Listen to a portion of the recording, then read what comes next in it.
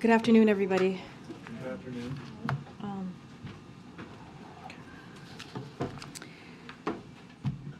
The President was briefed this morning on the troubling reports that Evan Gershkovich has been detained in Russia. Last night, senior White House officials spoke directly with Mr. Gershkovich's employer, the Wall Street Journal. The State Department has also been in touch with the Wall Street Journal and his family on this matter. This espionage charges are ridiculous. The targeting of American citizens by Russian government is unacceptable. We condemn the detention of Mr. Gershkovich in the strongest terms. We also condemn the Russian government's continued targeting and repression of journalists. Embassy Moscow has engaged the Russian Ministry of Foreign Affairs on this matter in the seeking consular access. I want to strongly reiterate that Americans should heed the U.S. government's warning to not travel to Russia. U.S. citizens residing or traveling in Russia should depart immediately, as the State Department continues to advise. Now, it's been 3 days since the tragic school shooting in Nashville, and we've heard nothing from Republicans in Congress about what they will do to stop our kids from being murdered in our schools and in our communities. In fact, we've now heard a number of Republican members of Congress that they don't intend to do anything at all. And in North Carolina yesterday, the Republican-controlled state legislature didn't skip a beat in overriding Governor Cooper's veto on a dangerous bill that makes communities less safe. That's the opposite of common sense. And it is outrageous. As the president has said, we need Congress to act now. Doing nothing when guns are the leading killer of our kids in America is absolutely unacceptable. We need to pass an assault weapons ban, mandate universal background checks, require safe storage of guns, hold manufacturers accountable. These are just common sense policies with broad public support, and Republicans owe answers to the American people about why they won't protect our kids. They owe answers to the Nashville families who lost their 3 kids, the 9-year-olds. They owe answers to Uvalde, the parents of Uvalde, 19 kids. They owe answers to the people in Buffalo who, like every other American on a Saturday, went to the grocery store. They owe answers to them and their families, that community. Again, this is completely unacceptable, and we need to do everything that we can to protect our communities and to protect our kids. As you all know, tomorrow, the President and the First Lady will travel to Rolling Fork, Mississippi. They will visit with first responders, state and local officials, and communities impacted by the recent devastating storms. They'll survey recovery efforts and reaffirm their commitment to supporting the people of Mississippi as long as it takes. As you know, President Biden spoke with Mississippi Governor Tate Reeves and members of the Mississippi delegation over the weekend. The president also approved an expedited major disaster declaration for Mississippi and ordered federal funding be made available to support emergency response efforts. Secretary Mayorkas and FEMA Administrator Deanne Criswell were also on the ground over the weekend, and we'll certainly have more details on the trip before tomorrow. Finally, we are heartbroken over the tragic loss of 9 brave service members. Our hearts and our prayers go out to their families during this very difficult time, as well as those who served alongside them at Fort Campbell. The men and women of the 101st Airborne Division represent the best of our nation, and play a critical role in our security. We will always honor our commitments to our service members and their families, and we stand with all who are grieving in the wake of this terrible, truly terrible accident. And with that, Colleen, you want to kick us off? Sure. Karine, can you tell us any more about the negotiations to get the Wall Street Journal reporter out of Russia? So as you know, due to privacy concerns, we don't have much more to share at this time. We want to be very mindful of this. I know you guys have heard us say this before. So again, we just want to be really mindful. There is a process in place that the State Department is running. You just heard from my colleague, or might be still speaking at this time, at the State Department. And so again, we're just going to be very mindful. On another topic, on the Republican-led measure to end the COVID emergency, the White House had initially signaled opposition to the measure, prompting House Democrats again to oppose it, and then once it went to the Senate, the president said that he wouldn't oppose it. So I wondered, why is the White House signaling opposition again and then coming back around and changing minds? Should there be improved communications, particularly for House Democrats this is the second time now? So look, I'm going to do a little bit of a lay down because nothing has changed here. We have been very consistent on this process. So look, if the president was planning to veto this legislation, the SAP would have said so. That's how the SAPs work. That is incredibly consistent in that way. And certainly members of Congress know that. They understand how that works, how that process works as well. But that being said, the SAP was issued in January for 2 bills that would have lifted both the public health emergency and also the national emergency immediately, which, as you know, we oppose. We were very public about that. The bill that just passed would only lift the national emergency, which doesn't impact Title 42 or COVID authorities like for testing and for treatments. We are in a different place and time than we were in January, so that is something that you all know and have reported. We've been winding down authorities over the last 2 weeks, over the last 2 months, and the national emergency lifting just a few weeks before the public health one will not impact our efforts to do so in an orderly way. And that's what we've been very clear about when we talk about Title 42, making sure that we do that process in an orderly way. Again, nothing has changed. We were very clear with the SAP that we put out back in January, and so we have been very consistent with how we use the SAP and how we move forward with it. Do you think somehow the House Democrats aren't getting the message, I guess? So is there better communication that needs to happen between the White House and the House? I'll say this, Colleen, we have been in regular touch and tracking this with the House and also the Senate leaders since we issued the SAP back in January. And that was, we've always been very clear with them as far as early as January. Look, the president's not going to veto a bill. It will say, if a president's going to veto a bill, we'll say it in the SAP. And that's how SAP works, and we've been very consistent in this past 2 years. I'm going to go ahead to Lucy. I just want to let you know we are thinking about your colleague, and clearly he's in our thoughts. And so I'm going to give you the second question. Thank you, Karine. Can you tell us anything about the president's reaction to the detention of Evan Gershkovich? And has the president engaged with state on next steps or reached out to the family at all? So I will tell you that, as you all know, as I mentioned in my statement, the president has been briefed. He learned about this during the presidential daily briefing with his national security team and advisors who normally provide the daily briefing. I don't have anything else to share outside of that. And are you concerned at all? I mean, obviously, this is the first detention of a U.S. reporter on espionage charges in a very long time. Do you think this marks a turning point or a new low for the relationship with the U.S. and Russia? So look, we don't have any specific indication that journalists would be targeted. As we know, this is incredibly sadly common for Russia to detain Americans, and that's why we've been very clear about Americans not going to Russia. It is not safe for Americans right now in Russia. It is a level 4. My colleague at the State Department spoke to this just moments ago.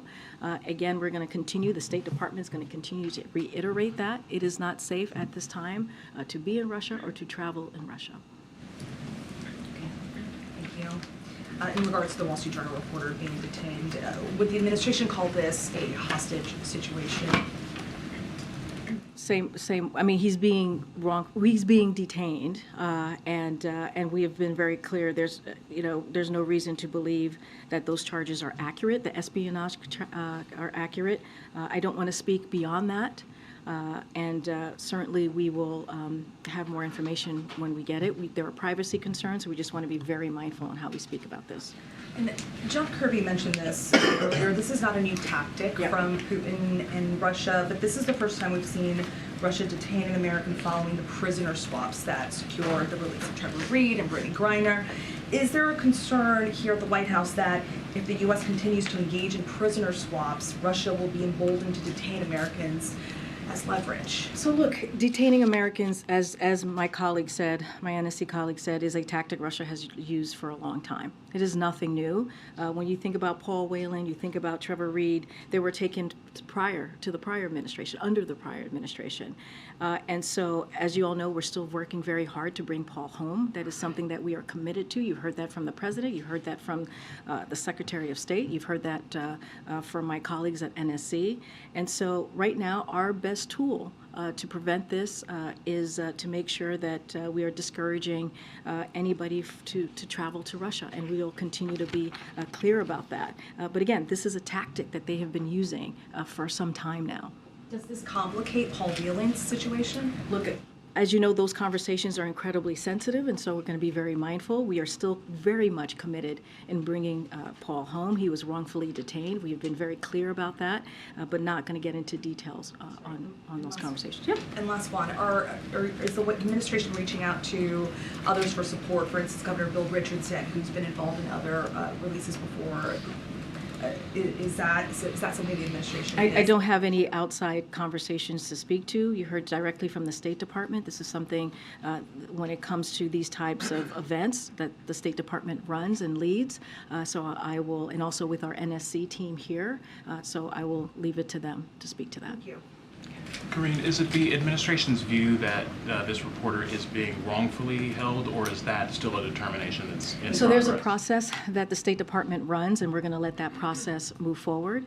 So not going to get beyond that. Okay, and then another topic. Do you have any response to the article that was written by Senator Joe Manchin, where he particularly the conclusion that he made that the administration is improperly putting the Inflation Reduction Act measures into place right So now? let me just first say we have a respectful, a productive relationship with Senator Joe Manchin, and we are very proud of the Inflation Reduction Act and our shared goals and values that the President signed into law, as you know, this past summer, and a couple of things that we are incredibly proud of: promoting America's energy security, strengthening supply chains, creating good-paying manufacturing jobs, and investing in energy communities and towns across America that have been left behind. You hear the President talk about building an economy from the bottom up, the middle out, and making sure no one is left behind. This is what the Inflation Reduction Act shows and proves.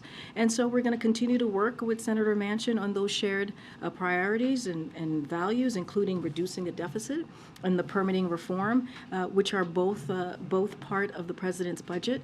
Again, we are very proud of the work that we've been able to do with the Senator, and I'll leave it there. And finally, do you have any reaction to the federal judge striking down part of Obamacare, in particular the part about providing certain preventative care to people? Yeah, a couple of things. We do have some things that we want to put out there. DOJ and HHS are reviewing the decision made by the judge in Texas earlier today. But we want to be very clear. This case is yet another attack on the Affordable Care Act, which has been the law of the land for 13 years now. 13 years. In fact, as all of you guys know, the Supreme Court has upheld the legality of the ACA 3 times. They've had to do that 3 times in those past 13 years.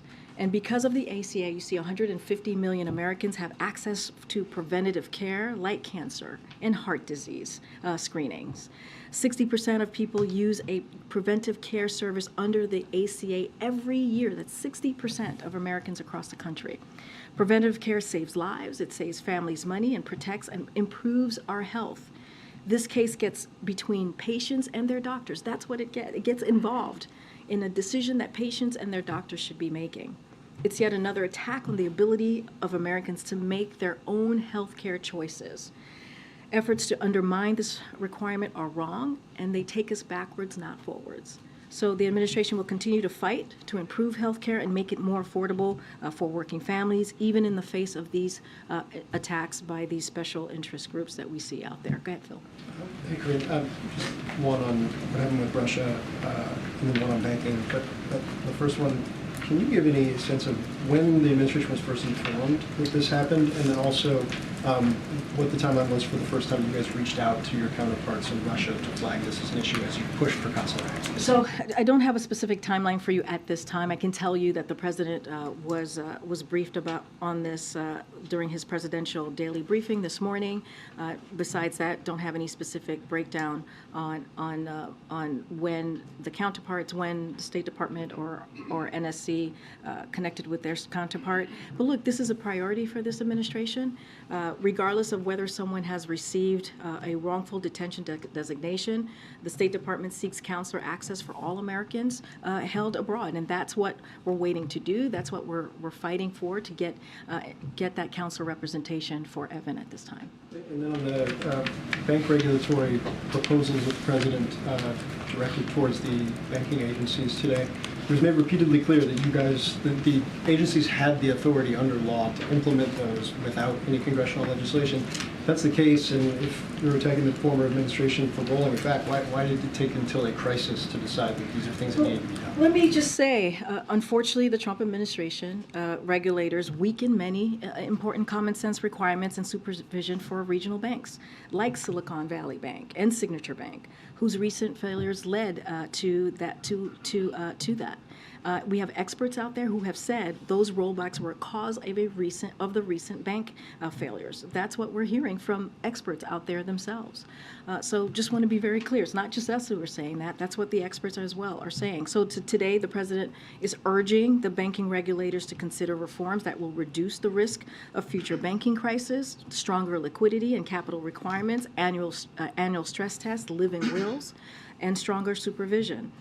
So again, because of what we saw done by the Trump administration back in 2018, remember what happened in 2008 and what the Obama-Biden administration were able to do. They were able to strengthen some of those requirements, make it stronger, and the Trump administration rolled that back. And experts themselves say that because of those rollbacks that we saw in the Trump administration, it led to these recent failures. I understand that, but experts were saying that before the Silicon Valley issues as well, that this was potentially problematic, and you guys have been in office for more than 2 years. Why did you wait until now to send these suggestions? So a couple of things. Look, the Trump nominees had the supervision portfolio at the Fed for much of those past 2 years. So that's one reason. The second reason is the Fed Vice Chair Barr only arrived in July of 2022. That's another part of that. But you know, I'm glad folks agree with the regulations and supervisions that need to be strengthened. That's what we need to see, and that's what the president has asked the bank regulators to do, and the Treasury Department, and that's what we're seeing today. And so the president is committed to make sure that we keep our banks resilient, and that's what you're seeing today.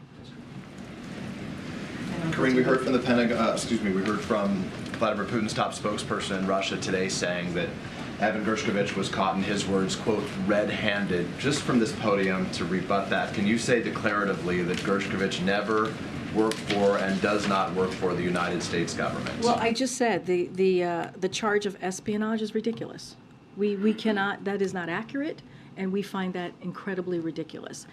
And so we're going to be very clear about that. This is something that Russia has done all the time, many times before, right? Which is, the question, has he ever worked for the United States government, or does he right now in any form, even to put it to bed? What I can say is the charges against him are ridiculous. We have been very clear about that. I'm not going to get into more specifics. We've been very clear in my topper, I was very clear in my statement that those are ridiculous and they're not accurate.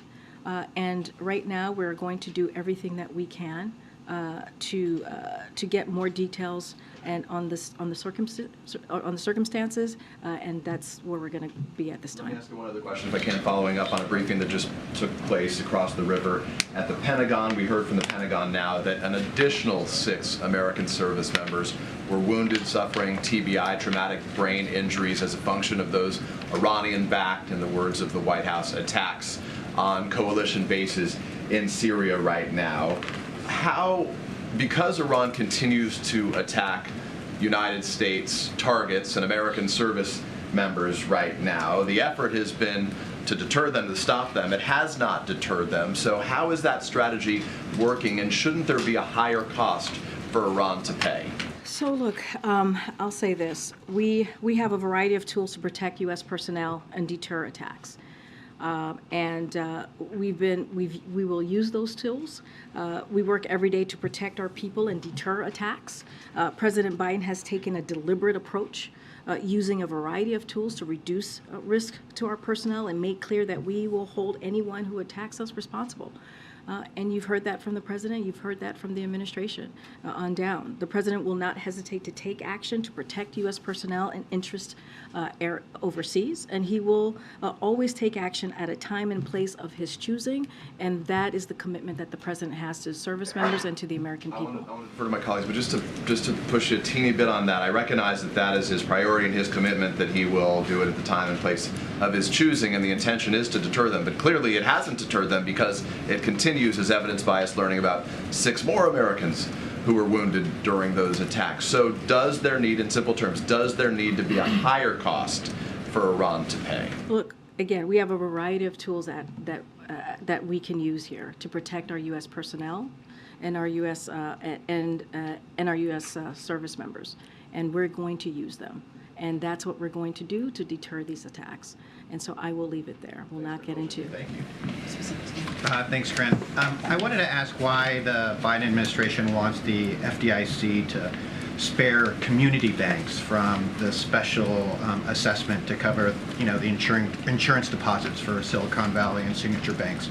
I mean, the default is that all banks pay. Why not broaden the base? So I just want to. Are you asking about a particular bank, in a particular bank here? No, I mean, the Biden administration earlier was talking about the FDIC sparing community banks from the special assessment to cover the cost of insuring deposits at Silicon Valley and signature banks. Since the default generally is that all banks will pay to broaden the base, the FDIC does have some discretion, I understand. But I wanted to understand why is the administration encouraging that? So I'll say this, look, the DIF has more than enough to cover, right?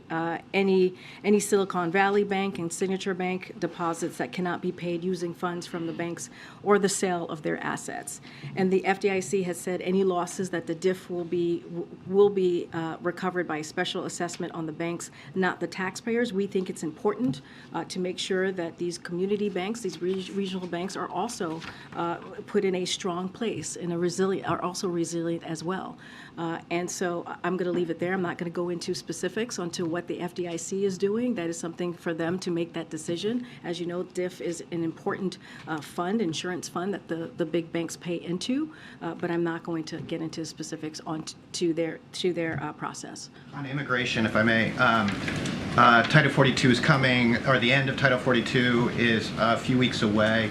A few months ago, before announcing some of the asylum changes, the administration was warning that illegal crossings could climb up to about 13,000 a day. Do those numbers or those concerns for those kind of numbers still stand? Or does the administration feel that with some of the changes involved that you guys have this under control?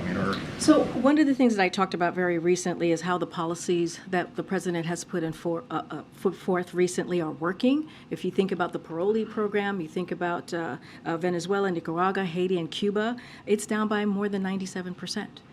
And it's down by 70% for El Salvador, Guatemala, and Honduras. So what we're seeing is the president is using the tools that have been presented to him that he's able to use from the executive level without the help of Congress, Republicans in Congress who have gotten in the way and have not helped at all to deal with this issue.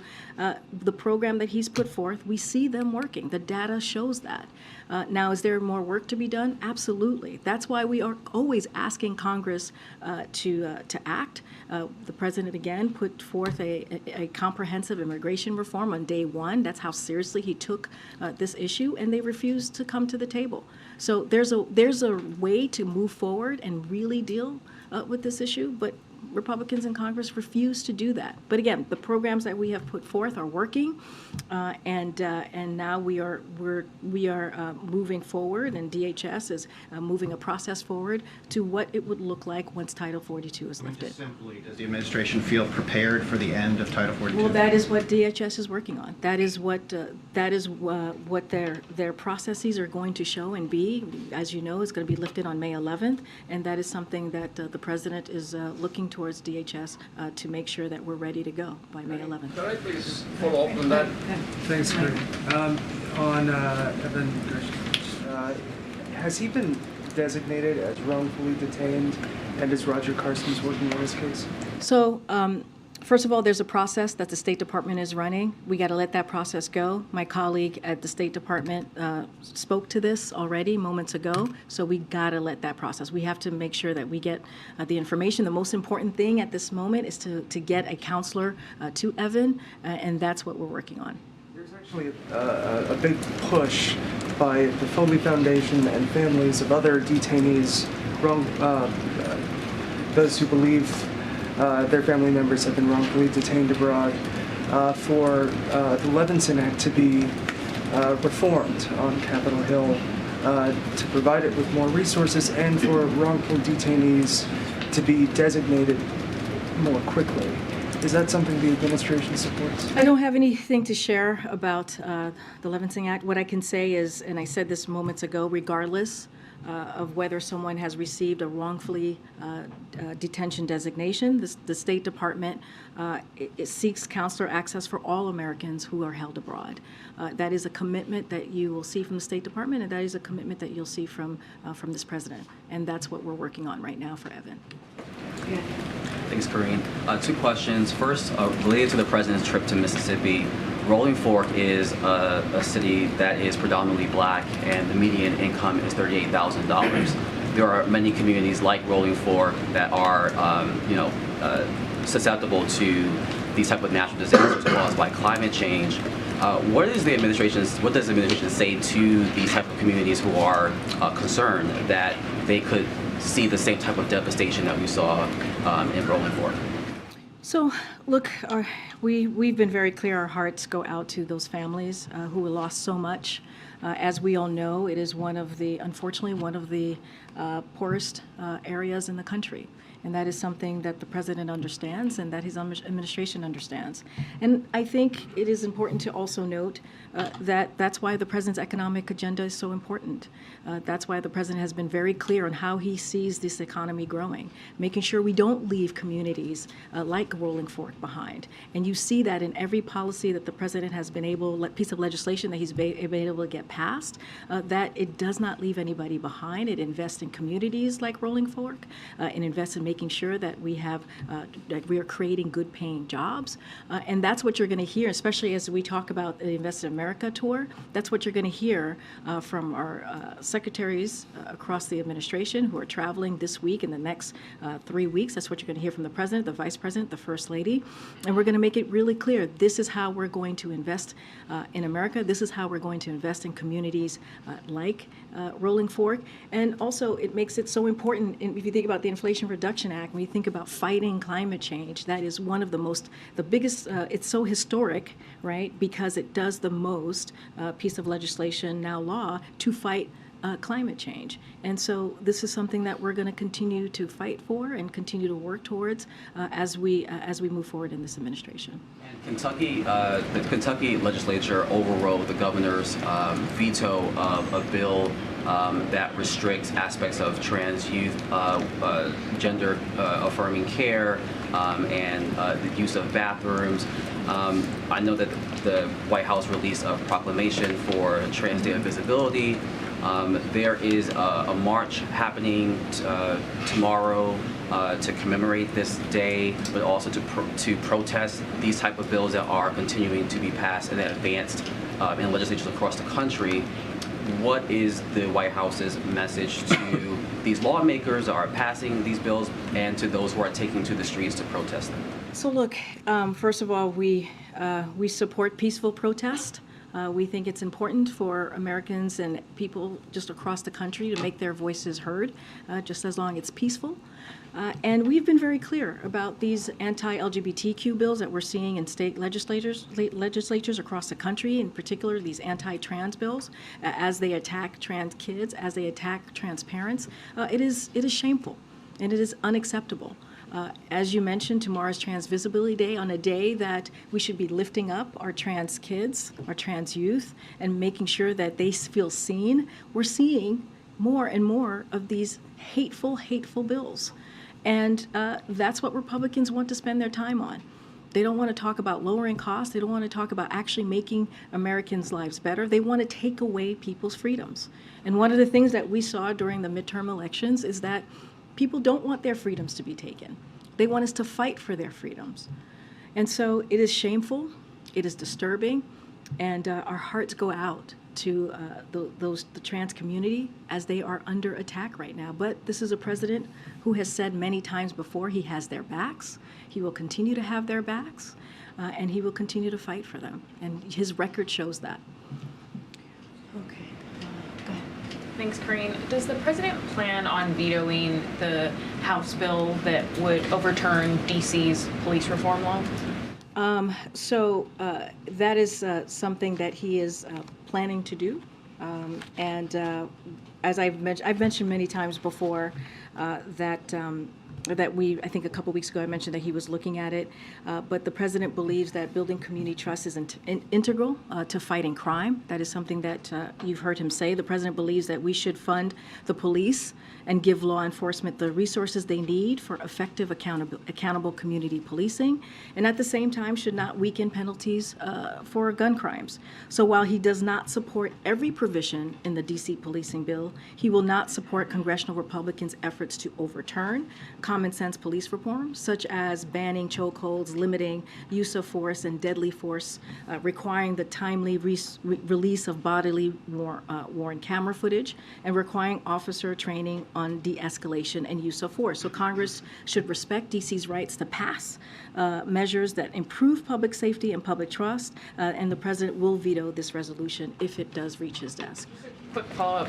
You said that he doesn't support all of the provisions in the bill. Could you be specific there, just because the police unions are saying that this would strip their ability to collectively bargain around disciplinary hearings? I don't have the specifics to share with you at this time, but look, the president has been clear that he believes it's very integral to have the trust, the community to have the trust in fighting crime. And that is something that is very important. Trust should be at the center of this as we're talking about police reform. And so, again, he doesn't agree with all the provisions, with every provisions, but if it comes to his desk, he will indeed veto. Yep. All right, thanks, Karine. So earlier you mentioned your opening statements, Republicans not taking any action when it comes to gun violence. Well, I know the president talked to Senator Blackburn earlier this week. We got an email today saying that Senator Blackburn's introducing the Safe School Act with the other Tennessee senator. Bill establishes a $900 million grant program that will allow both public and private schools to train and hire veterans and former law enforcement officers to protect schools. Does the administration have a stance on that? I'm going to be very clear here. The president has said over and over again, look, let me even step back a little bit further. We have done 24 executive orders in the past 2 years, this president has, to do everything that he can to protect communities and our kids.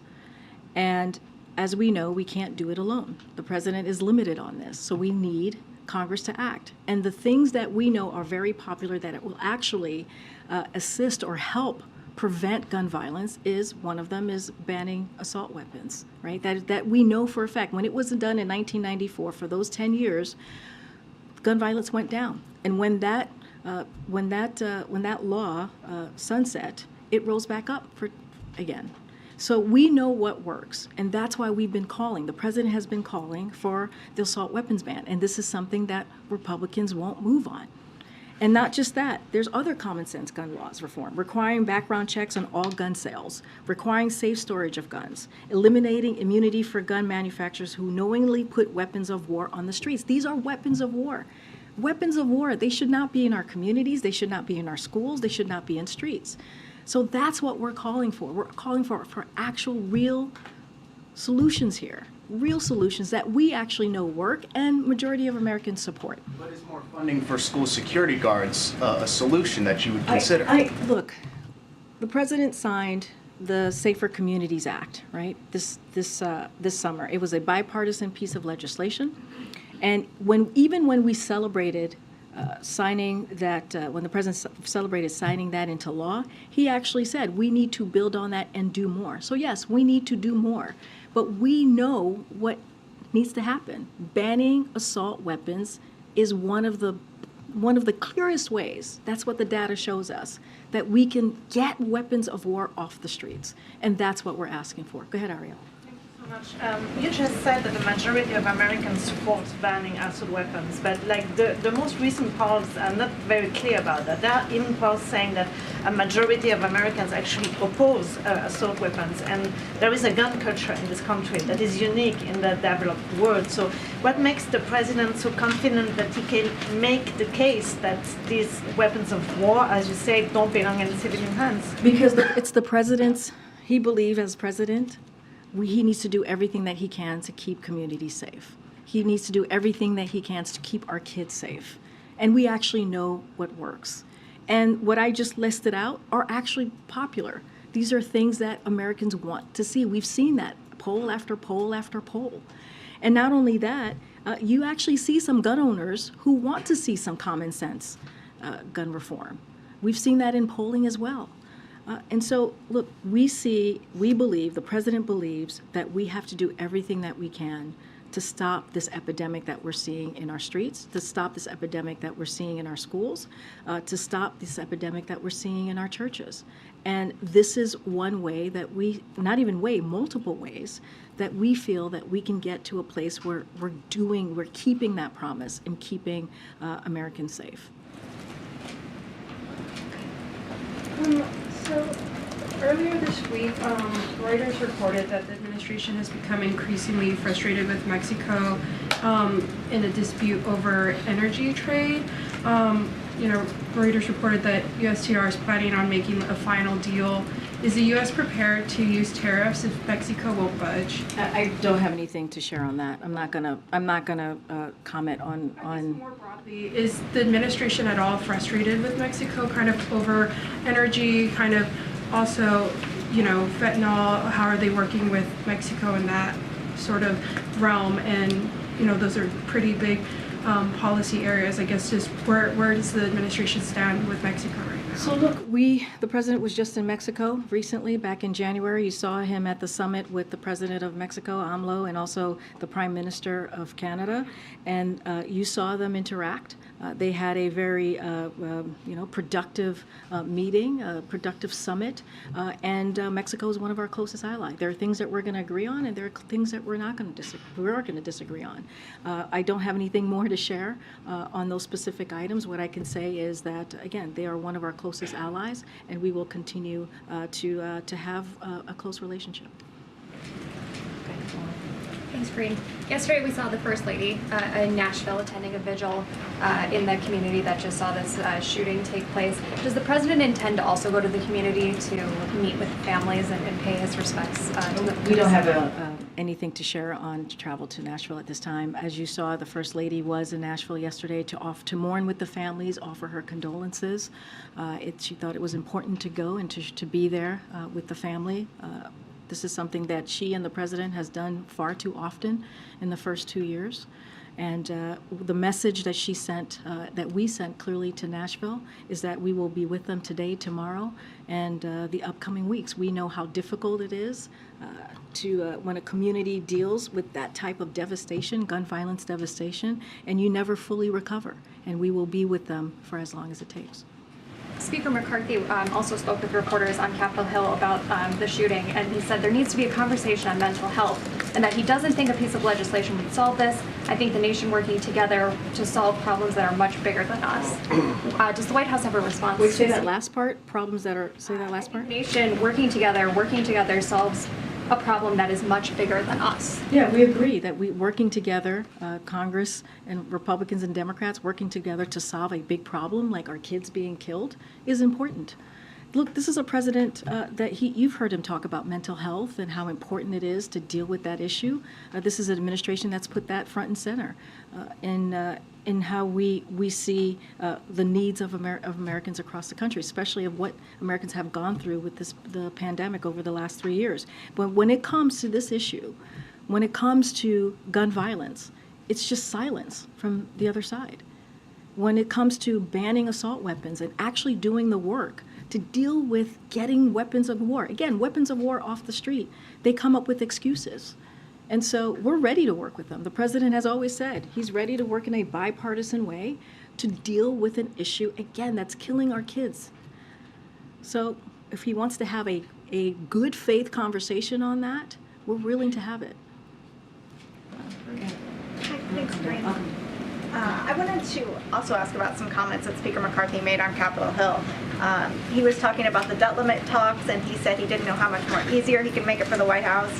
And then he said he would bring lunch to the White House and, quote, would make it soft food, if that's what the president wanted. It's being interpreted as a dig at the president's age. So I wanted to give you a chance to respond, but also just to ask, like, what kind of effect comments like this have on these talks? Look, I think the president is able to pick out his own Starbucks. So I'll say that. And what we really need from Speaker McCarthy and House Republicans is to see their budget. Where's the budget? They come up with excuses, and I'm sure you guys saw this morning how it's going around about what the Speaker said in January, how important it is, and I'll quote, "We should have to pass a budget so the country can see the direction we're going." Remember, the president said, we want to see what they value. We want to see exactly what it is that they want to cut. So let's have that budget discussion. What does the Speaker want to discuss? What are the specific cuts? What taxes does he want to raise? It's been 3 weeks. We've had our budget out. The president put out his budget on March 9th. 3 weeks, and we have seen nothing from the House Republicans. Nothing. So you're saying you want to see, like, hard figures before you would sit I mean, down it's and not just us. It's the American people. We need to see transparency. Where's their budget? What is it that they want to do? How do they see being fiscally responsible? How does that look for them? We have our budget, and not only that, the president put a budget, and it says, the budget shows that how he's going to lower the deficit by $3 trillion over 10 years. And we laid that out for the American people. They keep coming up with excuses. Does a comment or quip like this from the Speaker make you guys think he's serious about talks, or is he trying That's to up score to him. He's speaking to the American people here, right? That's something that he has to answer to the American people, if he's serious or not. We are. We showed our values by putting out the president's budget. So that's for him to respond to, not for me. Go ahead, George. This is not a life or death question, but since it's opening day, I have to ask. Oh, my gosh. This is the third opening day the president has not gone to throw out the first pitch. Will we see him at a game at all this season, or is that one presidential tradition that he's casting aside? Well, I agree with you. It's not life or death. I don't have anything to preview or announce from here about that particular question. Okay, go ahead. Thank you. On artificial intelligence, 1,000 of the world's smartest people are saying that AI can pose profound risks to society and humanity. They want you guys to regulate it. Will you? You're talking about the letter that was released yesterday. So, look, it highlights a number of challenges addressed directly in the administration's blueprint for an AI Bill of Rights, which was released last October, as I'm sure you've been following, Peter. It includes principles and practices AI creators can use to ensure protections related to safety, civil rights, civil liberties, are integrated into AI systems from start to finish. Right now, there's a comprehensive process that is underway to ensure a cohesive federal government approach to AI-related risk and opportunities, including how to ensure that AI innovation and deployment proceeds with appropriate prudence and safety foremost in mind. And so I don't have anything to announce at this point, at this time, but there is a comprehensive process in place. So announcements aside, there is now there's an expert from the Machine Intelligence Research Institute who says that if there is not an indefinite pause on AI development, this is a quote, literally everyone on Earth will die. Would you agree that does not sound good? Your delivery, Peter, is quite something. It sounds crazy, but is it? All I can say is that there's a comprehensive process in place. We put out a blueprint back in October, as you know. I don't have anything to share. We have seen the letter. We understand what their concerns are. Again, a comprehensive process. We'll let that flow. So is President Biden worried that artificial intelligence could become self-aware? Look, there's a comprehensive process. We are taking this very seriously. We put our blueprint out back in October. I just don't want to get ahead of our findings and what that's going to look like. But it is a cohesive federal government approach to AI-related risks, as you just laid out in a very dramatic way. But clearly, is there anything more dramatic? I mean, you just read it. Literally, everyone on Earth will die. Pretty dramatic. Pretty dramatic. We're going to move on. But thank you, Peter. Thank you for the drama. Go ahead. About Evan, sorry, a little more serious topic. You've said that you're pressing for consular access. I assume that means it hasn't been granted yet, and no one from the U.S. government has been able to be in touch. So I'm just not going to get into any specifics from here. All I can say, it is our commitment to any American who is someone who has received or not, who have not received wrongfully detention designation. That's what we're going to fight for. That is the thing that we're going to fight for, and make sure that they have a counselor. Of course, but just the language from here in the State Department has been that you're seeking it, so that the assumption would be that you haven't gotten it yet. Well, I'm just going to leave it to what you've heard from me, what you've heard from the State Department. I'm just going to leave it there. Have you summoned the Russian ambassador in for discussions? Don't have anything to share on that. And you were asked this a little bit earlier, but I just want to clarify. The White House is not concerned that the Brittany Griner swap made Americans in Russia a more appealing target for the Kremlin. Look, we want to be very careful here. We do not want to politicize this. This is not about politics here. As I said earlier, detaining Americans is a Russian tactic that they have used for some time now. And I mentioned this earlier as well to one of your colleagues. Paul Whelan and Trevor Reed were taken under the prior administration. And as you all know, we're working very hard to get Paul home. We are committed to getting Paul home. And our best tool right now is to protect Americans is prevention. That's why we've also been clear about not traveling to Russia and to leave Russia if you are currently an American and you're currently there. Russia is not a safe place for Americans. The State Department just also earlier said if there are Americans in Russia who want to leave, the State Department will assist in them leaving the country. And so that's what we're going to focus on, is prevention. And we should not be politicizing what is currently happening to Evan. Do we have any idea what precipitated this? I mean, I'm assuming he's been working there for quite some time. Do you have any idea about the motivations? Why now? Don't have any further information to share. Go ahead, JJ. Two questions, one on Tesla and one on Russian grain. Wondering if you have a reaction on these two news stories. Some new reporting from us that Tesla is looking to build an EV plant in the U.S. and its plans include a Chinese battery company. Any reaction on that one? I have not seen that reporting. I would have to check in with the team before I can respond. And then on Russian grain, any reaction to the news that U.S. crop traders are stopping some operations in Russia? Again, I would have to check with our team on that particular story about Russia grain and the U.S. companies connected to that. But thank you for the question. Hi, I have two questions, one about Colombia, but first a follow-up on Mexico, about this report from Reuters. In July 2022, that's when the United States requested consultations with Mexico over the new energy policies. Do you have a sense of if these conversations are advancing, if there has been progress, or if there is a stalemate?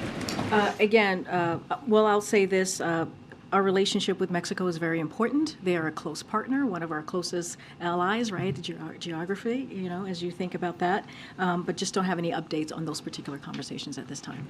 Thank you. And about Colombia, do you have any reaction to the attack by the ELN group to 9 government soldiers died? and the attack took place yesterday. Has there been any conversations with the Colombian So government? we offer our condolences to the families of the 9 soldiers who lost their lives as a result of this attack. The U.S. condemns this attack against the public forces of Colombia and stands in solidarity with the government of Colombia. I don't have any conversations to read out at this time. Go ahead. Yeah, thanks, Karine. So H.R. 1 passed the House earlier today, and the House Speaker said it would open up permits for drilling and lower energy prices, and it was bipartisan. So if it's bipartisan, why wouldn't the president sign it if it hits his desk? Look, I talked about this earlier in the week, specifically about our thoughts about H.R. 1. I don't have anything else beyond that to share. What I stated, I think 2 days ago stands. Just don't have anything else to share. On the debt ceiling, it's been 58 days since there was a meeting between the House Speaker and the President on the debt ceiling. We're talking about the full faith and credit of the United States. We're talking about a serious issue. Why not? Why doesn't the president just call for a meeting? You're right. We're talking about the full credit. Wait, let me answer. I heard your question. We are talking about the full credit of this nation, which is why we believe that Congress should not hold this up. It should be done without conditions. There should be no negotiations. Both Democrats joined Republicans 3 times in the last administration to lift the debt ceiling. That's what should be happening. It is their constitutional duty to get this done. We should not be negotiating on the debt ceiling. We should just not be doing that. The president has been clear. Now, again, if Republicans in the House want to talk about the budget and how they see moving forward with the budget in a fiscally responsible way, we're happy to have that conversation. We've said it over and over again. It has been 3 weeks. Where is their budget? Show us the budget. They have not been able to do that. Again, 2 separate issues. The debt ceiling is something that is their constitutional duty to do on behalf of taxpayers, on behalf of the American people. They should get that done without conditions and without having to negotiate. Okay. Thank you. Thank you for taking my question. I have a question about the Taiwanese President Tsai. I understand the White House thinks this is not uncommon. This has happened 7 times before. But my question is that this is the very first time that Taiwanese President is meeting Speaker of the House on U.S. soil, who is the 3rd in succession of U.S. Leadership hierarchy. How do you explain that this is the same as things that happened before?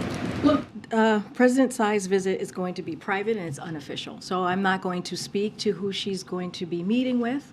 And so that is something for her office to speak to, the Taiwanese Authority to speak to, and for any of the congressional members. So I'm not going to speak to that. What I can speak to is that we see no reason for Beijing to turn this transit, which is consistent with longstanding U.S. policy and practice, into something that is not. They should not overreact. We have seen this happen, at least with this current president, 6 times. 6 times she has made this transit. There's been no change to our One China policy. It still stands. And again, there is no reason for China to overreact. Just a quick follow-up. Yeah. I understand that White House does not confirm there was a phone call between National Security Advisor Jake Sullivan and Wang Yi of China. I understand that.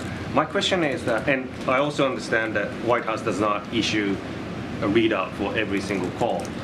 My question is that what is the criteria when it comes to the White House that values the transparency so much that the ones that issue a readout and the ones that don't, in general? Well, let me just first say I'm not going to be confirming a call from here. I just want to be very clear. My colleague said this. My NSC colleague said this very thing at the podium yesterday. And yes, we do believe in transparency. But again, I don't have a call to confirm at this time. Thank you, Karine. I have 2 questions. First, another readout thing. So the Vietnamese newspaper have been reporting that President Biden had a call with the head of the Vietnamese Communist Party. And we haven't seen White House release anything yet. Just, see if that call did happen and will there be a readout, because it's kind of a big deal. Let me just check with the team on that. I don't have anything further. Second question on Russia. Yep. So on April 1st, this Saturday, Russia is set to take out the presidency of this Security Council and the UN. Does U.S. believe this is acceptable, and how are you preparing to deal with Russia's new presidency next year? So I do have a couple of things to say about that. We urge Russia to conduct itself professionally during its scheduled presidency in April, and for the Council to continue to continue its important work on a number of issues of peace, security across the world. That said, we expect Russia to continue to use its seat on the Council to spread disinformation and to try to distract from the attempt to justify its actions in Ukraine and the war crimes members of its forces are committing and its outrageous violations of the UN Charter. A country that flagrantly violates the UN Charter and invades its neighbor has no place on the UN Security Council. Unfortunately, Russia is a permanent member of the Security Council, and no feasible international legal pathway exists to change that reality. That is what we are living with currently. As unpalatable as it may be to see Russia presiding over the Council, the reality is this is a largely ceremonial position, which rotates to Council members month by month in alphabetical order, and that's what we're seeing in April. The United States will hold the Council presidency in August of 2023, which I'm sure you are tracking. Let's try and call out somebody I haven't called on before. Oh, one more? Okay, straight in the middle. Go ahead. Thanks, Karine. Thank you. Weird. Oh. Thank you, Karine. You guys decide. Thank you, Karine. The president did express great happiness about the release of Paul Rusesabagina from Rwanda. Does he plan to meet with the hero of Hotel Rwanda, now just released from prison at the White House, anytime in the next 2 weeks? So don't have a meeting to preview or to announce at this time, but we were all, to your point, we were very satisfied with the release, but don't have anything to share about a meeting, an upcoming meeting with the president. Did the president play any significant role in this in talking to President Kagame? I won't have anything to share about the process and the specifics of his release at this time. Okay, thanks everybody. Have a great weekend.